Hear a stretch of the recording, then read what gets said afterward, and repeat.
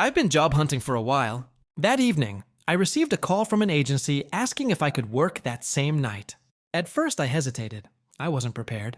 But then they said something that changed my mind. Double pay. It's just factory work. If you can do it, we'll keep you on, I agreed. At exactly 10 p.m., I boarded the bus to a location far out of the city. The area was dark, eerie, and isolated. But I kept going, my stomach nodding in fear as the bus drove further away from the safety of the city lights. When I finally arrived, the place looked abandoned. The building was old, and the only light came from a flickering bulb overhead. I pressed the doorbell. An old man answered, his face pale, his skin stretched too thin over his bones.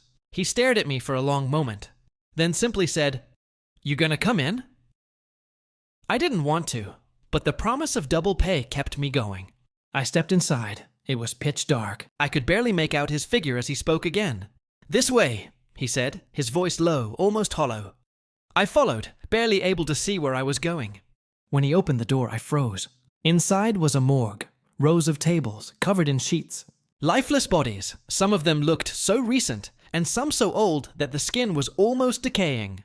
My heart slammed against my chest. I peed my pants. He seemed unfazed. "The agency doesn't tell you everything," he continued, almost like he was reading my mind.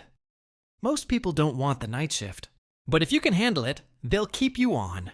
I wanted to run, but I couldn't move. I was paralyzed, staring at the bodies on the tables. Then I heard something. A scratching sound like fingernails scraping across the cold floor. I looked at him, but his face remained expressionless. "It's normal," he said, "the sounds." "Don't worry about it." But I couldn't stop looking.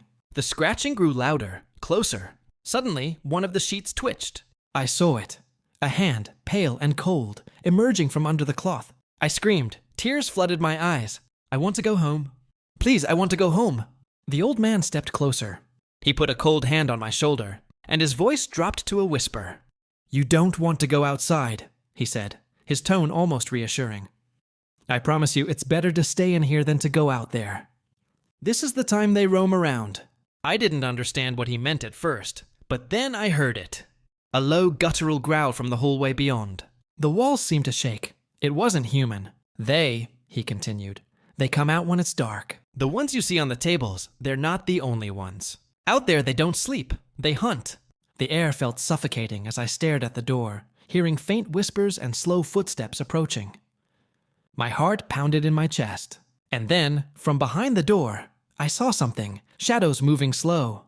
The old man smiled a sick, twisted smile. "Trust me, you'll want to stay in here. It's safer. The bodies, they stay still." My blood ran cold. Sometimes the worst kind of danger isn't what you can see. The real monsters aren't always hidden in plain sight.